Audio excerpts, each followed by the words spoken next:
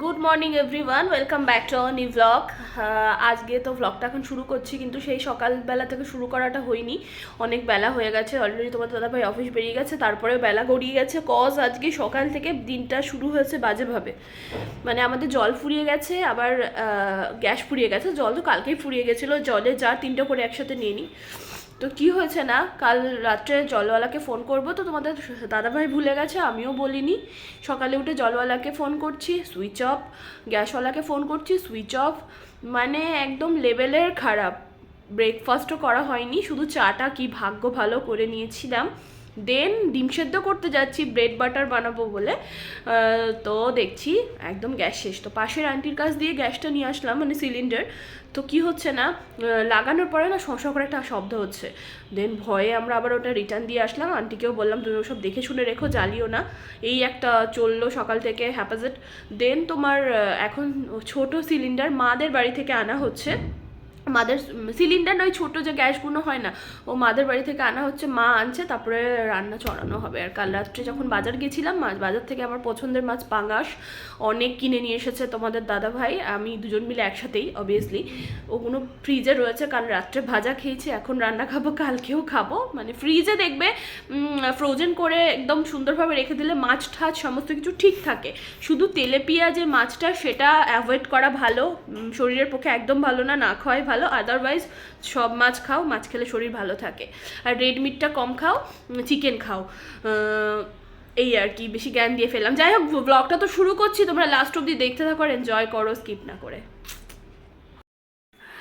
সামনে তো Valentine's day আসছে, তো ওইগুলো তো এখন বাজপানি, কিন্তু তবুও একটা ডে আসছে।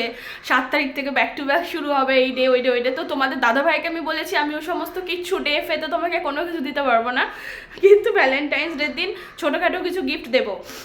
তো সেই জন্য দুটো গিফট ওর জন্য অর্ডার করেছিলাম, তার মধ্যে এখন একটা আসলো, এইখানে রয়েছে। কিন্তু এখন তো দেখাচ্ছি না, ভ্যালেন্টাইন্স ডের দিন তোমাদের দুটো একসাথে দেখাবো, আমার তরফ থেকে ওকে দেওয়া গিফট। আর বাকিটা তো দেখতে থাকো। জ্যাম লাগিয়ে নিলাম পাউরুটিতে, দেন জুড়ে দিলাম। মানে আজকে আমাদের ব্রেকফাস্ট জ্যাম পাউরুটি, মিক্স জ্যাম রয়েছে, এটা পাউরুটি। আর একটা মজার জিনিস তোমাদের দেখায়, দাঁড়াও।